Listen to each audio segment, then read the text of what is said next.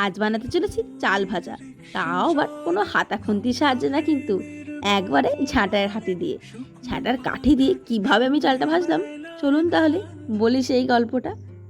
শুনে মনে হয় আপনাদের অবাক লাগতেই পারে, কিন্তু এতে অবাক লাগার কিছু নেই। আগেকার দিনের মা কাকিমার তো এরকমভাবেই চাল ভাজতো, মুড়ি ভাজতো। প্রথমেই আমি চালটাকে ধুয়ে একটু ছোলা মটর দিয়ে দিয়েছিলাম ভিজোতে, জল দিয়ে ভিজিয়ে একটু সাবান লবণও দিয়েছিলাম। তারপরেই কড়াইতে একটু বালিটা ভালো করে টেলে নিয়েছিলাম, একটু গরম তাপ বেরোতে দিয়ে দিয়েছিলাম ওই ভিজিয়ে রাখা চালগুলো আর মটরগুলো আর ছোলাগুলো দিয়ে ভালো করে এরকম ঝাঁটার কাঠির সাহায্যে এরকম গোল গোল গোল গোল করে ঘুরিয়ে যেতেই হবে। আর ঠিক ততক্ষণ ঘোরাতে হবে যতক্ষণ এরকম পপকর্নের মতন ফুটছে জিনিসগুলো। বাস, আমাদের চাল ভাজা, কুড়মুড়ে চাল ভাজা রেডি হয়ে গেল। ঝাঁটার কাঠি দিয়ে আমরা ভাজলাম। কেমন লাগলো?